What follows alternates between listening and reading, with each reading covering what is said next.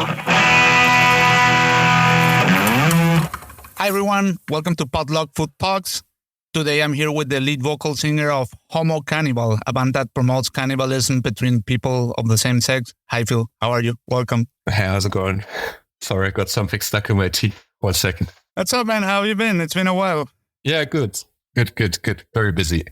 And you? Good. What are we talking about today? Hey, we could talk about David Chang. Yes. What he did lately. What the fuck is going on there? What are you doing, David? What's happening? Man, what was that, man? Like David became Goliath suddenly. It's like a really stupid move, I have to say. Like this whole thing with to put in context, apparently Dave Chang trademarked the name for Chili Crunch. And just a few weeks ago, he started like chasing and suing people who also have the trademark Chili Crunch in use. Not the trademark, they were using the word Chili Crunch. But of course, only the small players, because Kraft Heinz was also using that name, and there was no issue with Kraft Heinz as far as media knows. Yeah. But it was with, like small companies doing the same thing. And the big problem is that a lot of people say like, hey, this is like the translation from a Chinese, from a recipe that has been in our family for generations. So what the fuck? Yeah, absolutely. What the fuck? And it's like, man, please, David, climb down from your 5-kilometer high golden tower and like get down to the real world. It's like, what are you thinking?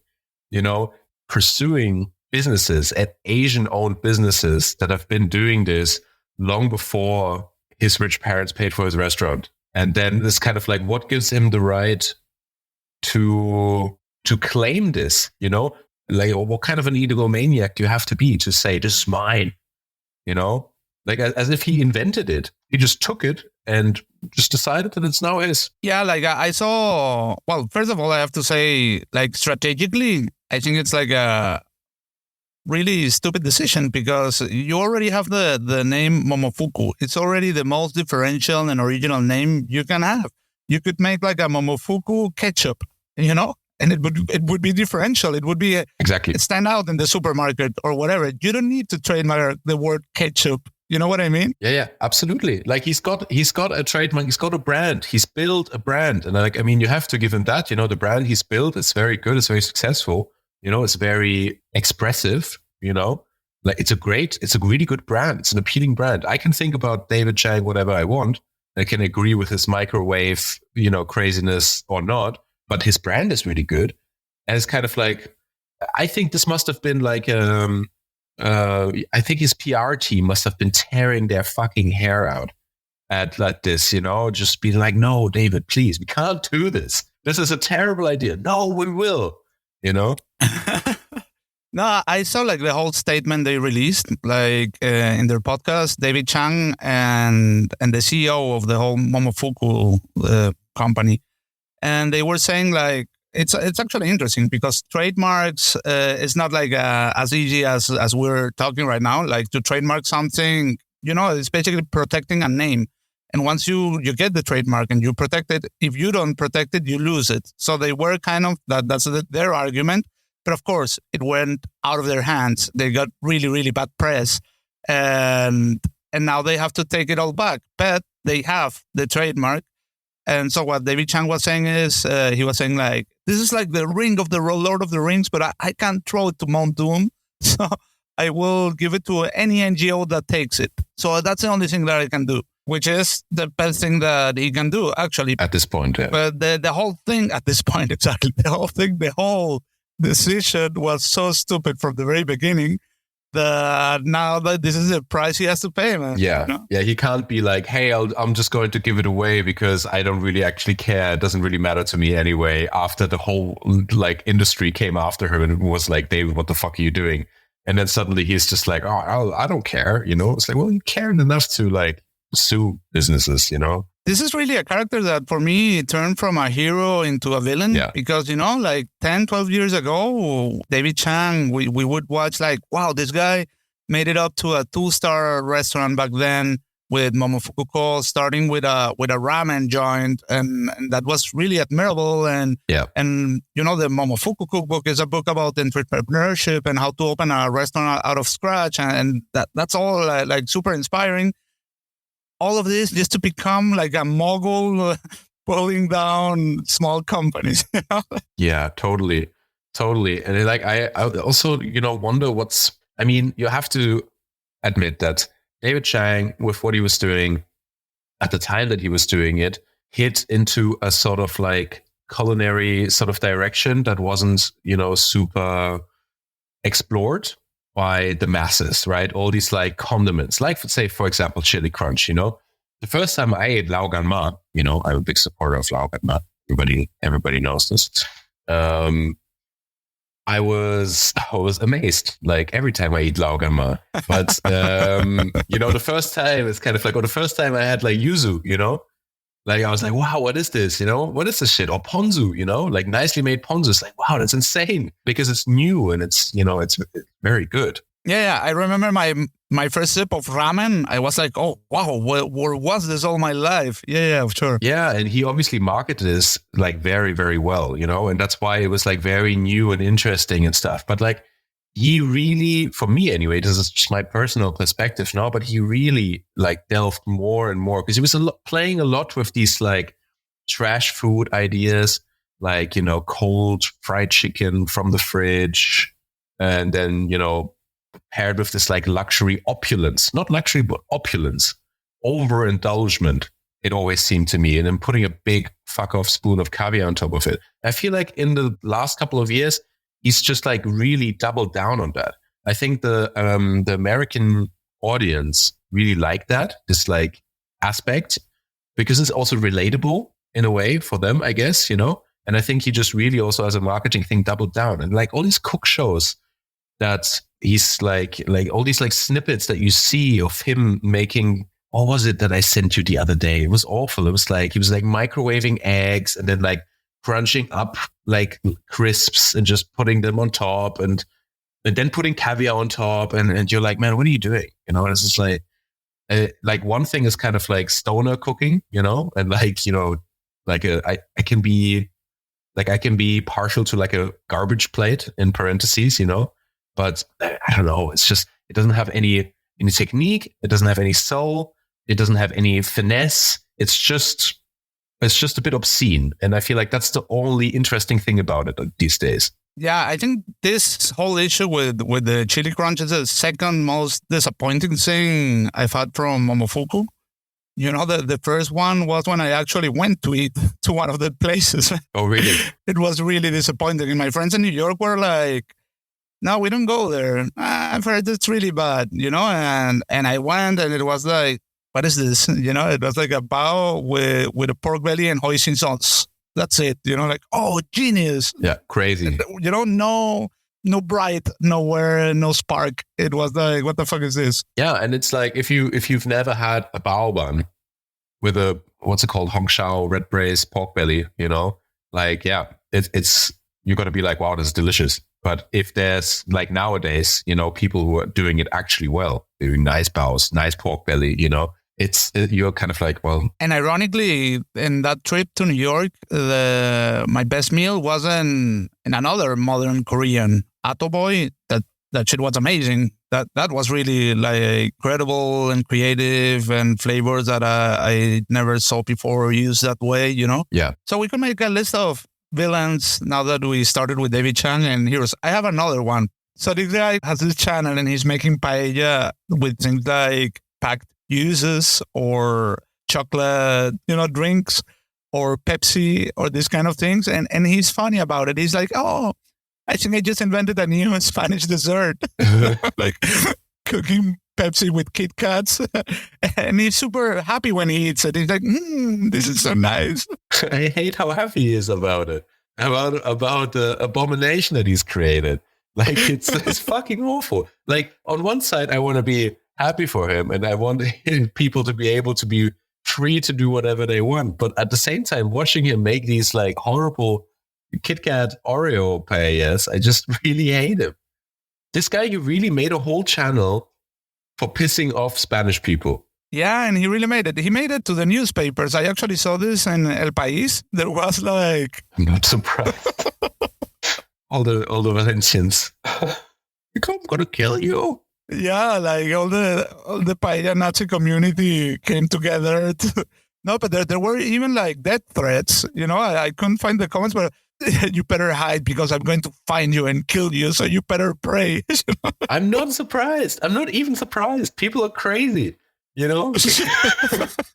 But the comment section, like you said, is the best, I'm crying blood watching this. I mean, imagine that there happens like a first, murder attempt in the name of paella Nazism. That would be fucked up, Dude, I like if this guy, like he was doing something on the street in Spain like that, I feel like people would get violent. Yeah. That would get violent, of sure. If he wants to be funny and do this like in Valencia, he would get... People would get upset. Yeah, at least punch in the face a couple of times. Yeah. Which is very strange to say because it's just rice.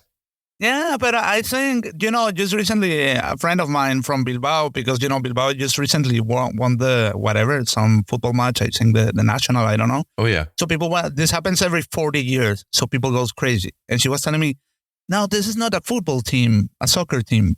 It's an emotion. Oh, yeah. And I guess it's the same with paella for Valencians, like you're messing with their grandmother, man. And, that's not acceptable. I mean, it is true. I mean, food and cooking is cultural identity, I mean, that's undeniable. So I do understand when people feel offended in a way, It's also like, I mean, is it appropriation in a way, It's kind of like... No, this is cultural destruction, not appropriation. Cultural destruction. Jesus.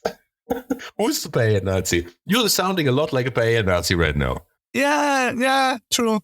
It's an affront to humanity. You see, we're both closeted paella Nazis after all. Yeah, I won't lie. There's a little paella Nazi inside of every proper gastronomy lover, I guess. Yeah, absolutely. And some of us hide him away and some of us nurture him, and feed him. I mean, I think there are limits. I think that there are things that you can do with paella that are still okay. I have this book on paellas, and there was like a paella with German sausages and mustard and this kind of thing. And I think if you can do something like that and pull it off and it's delicious and it responds to certain parameters, fine, why not? But there, of course, are limits where you say, okay, this is like an absolute no-go. Is there a sweet paella that would be acceptable in your eyes?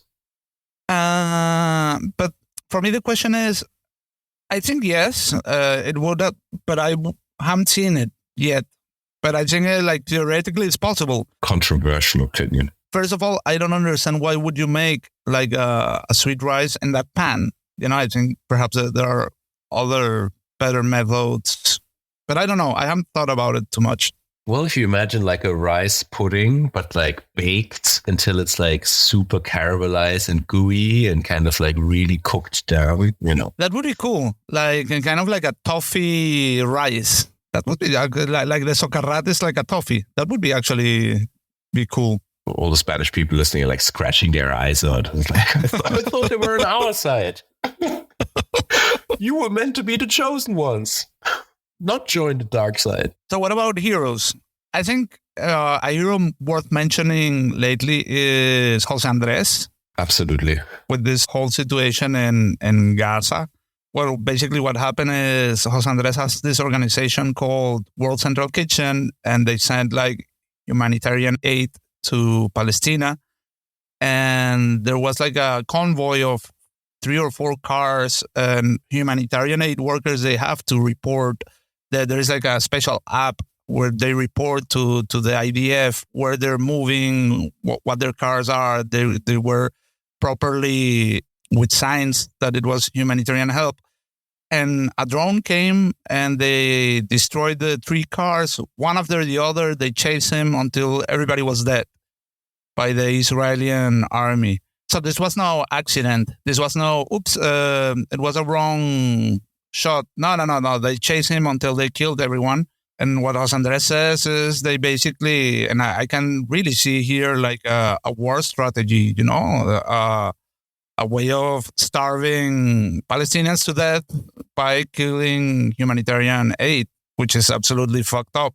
Yeah. I mean, that's such a no-go, like it's, say about war and conflict, like whatever you want, this, I mean, what's happening in Gaza is, so clearly a fucking genocide and just absolutely horrible. But like, it's another level to then also attack people, it's kind of like killing civilians and women and children and bombing hospitals and killing humanitarian workers, it's like, that's just beyond, and like you say, the work that like this Jose Andres, he's really transcended. Like, he was a chef. He was a chef de partie at El Bulli. He moved to America. He opened restaurants, and he's really the embodiment of the belief that, because I am one who believes that food is political and culturally and politically very important.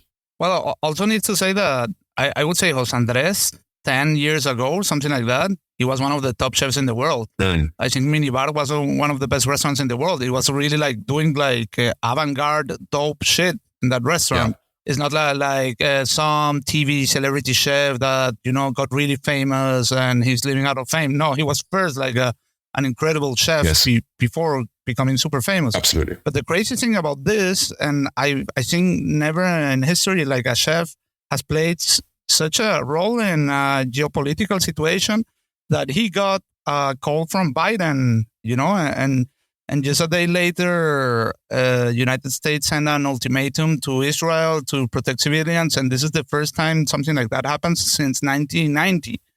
But at the same time, I think it's a little bit of bullshit because just a week later, they sent like $100 million or $2,000 million in military aid to Israel.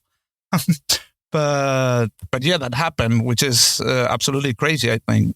Yeah, it is absolutely crazy. It sometimes reminds me, like when I see that, it's kind of like when you almost like reading a history book and like reading of like a Roman emperor who like has his like chef make like give him advice on like political matters, and you would read that sort of stuff and be kind of like, what? How does that happen?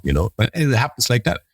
And it's kind of like, I mean, like a lot of things kind of like worked and like came together with Jose Andres. Like you said, amazing chef with like a very cool vision, a very strong culinary identity of Spain, very representative. He's very representative of Spain in all the way that he does, and that he talks about food and what he like, then he's a very likable character. I mean, for most people anyway, he's very, very good at expressing himself. The guy is like a walking showman, And so it's just natural for me that if you think about it, that somebody involved with food and everything that's connected to it, with that ability, that's somebody that reaches people in a different way. That's like beyond, a restaurant environment. Yeah, you mentioned that food is political. What's the name? I think I always pronounce it wrong. I say Foxia Dunlop, this British. Yeah, Fuchsia Dunlop. Fuchsia. Yeah.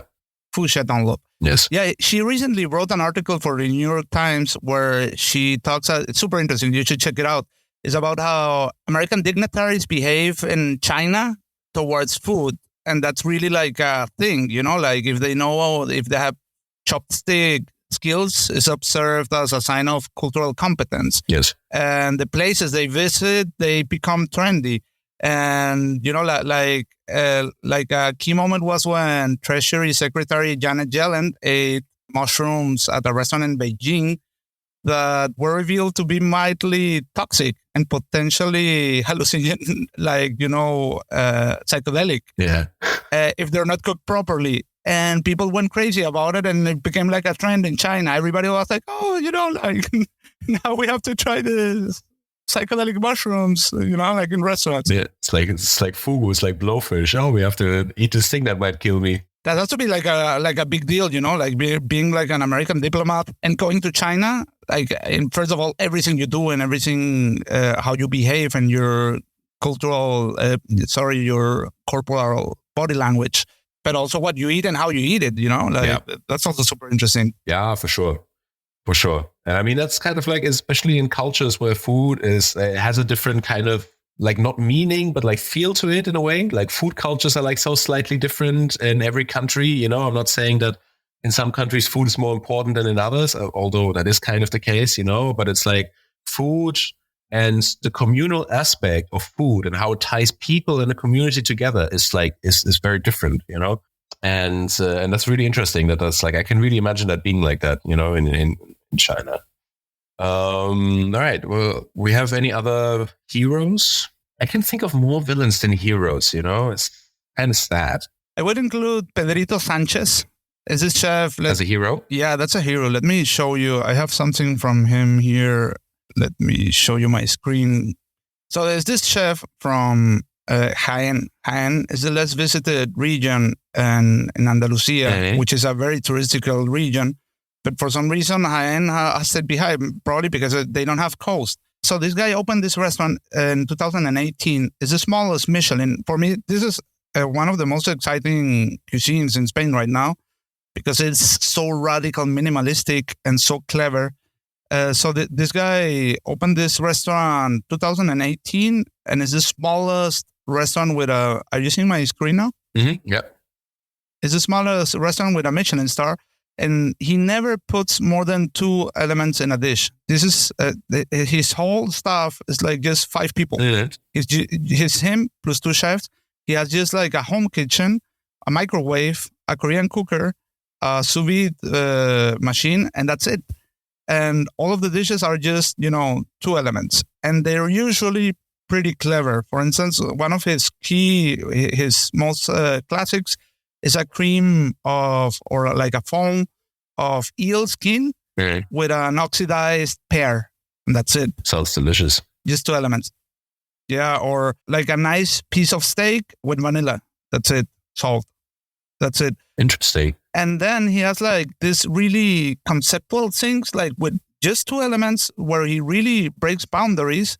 And when I had actually the opportunity to talk with him, he did a dinner that's also worth mentioning. And the last Michelin Gala, there were 4 new Michelin stars in Jaén, where he's from. Really? And all of them are kind of like related to him or inspired by him. So he's actually creating like a gastronomic movement in that province from his little kitchen. It's the smallest Michelin starred restaurant in Europe. There are only like 12 seats. All the menus are like 100 euros. And you will see pictures in his social media of Ferran Adrià, the chef from Alchemist, and all these superstar chefs going there to eat. Like he's really respected in the food world, in the restaurant world. It looks really nice. Sounds really interesting.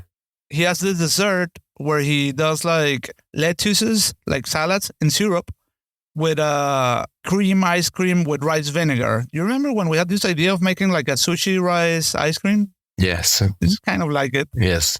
So I had it. I had this dessert and it was really incredible. But more interesting for me, it was not like me and my snobby culinary friends talking about this dessert. For me, it was more interesting. We had like in the table with us, because it was like a round table, there was a couple that these were like really non-pretentious, normal people, from here, from San Sebastian. And they get this dessert. Mm-hmm. This was really interesting to watch. They get, like a dessert of salad with syrup and an ice cream of sushi rice vinegar. And they were really amazed. And when they tried, they were like, wow, this is really nice. This is really nice to have this. And I asked Pedrito Sanchez, like, how did you come up with this dessert? And he said, like, well, after you have like a long menu, like you had so many dishes, why do you have to have pastries? Why do you have to have biscuits and cakes and all of these kind of things? Perhaps these things are better meant to have like tea in the afternoon, but like after a long menu, perhaps you want something really light. So my idea was to do like an anti-dessert. So I wanted to make like a salad to finish the menu. And I was like, oh, wow, that's, like conceptually, that's also like really smart to put it that way. That's really cool. I love that. It sounds super cool because it's like, it's intelligent, but it's not intelligent for the sake of being intelligent. You know what I mean? It's not like trying to be like, oh yeah, like I have a crazy idea and I just push it through. It actually makes sense. I think making something like this is a thin line between being a genius or an absolute idiot. Absolutely. There is not like no in between. If you put a salad for dessert, either it really works for everyone or it doesn't. And this really worked. I think that's the key. Yeah, absolutely. That's it for this week's episode of Potluck Food Talks. If you like what we're doing, make sure to subscribe to the podcast so you never miss an episode. You can also find us on Instagram and TikTok as Potluck Food Talks. The show airs every Monday.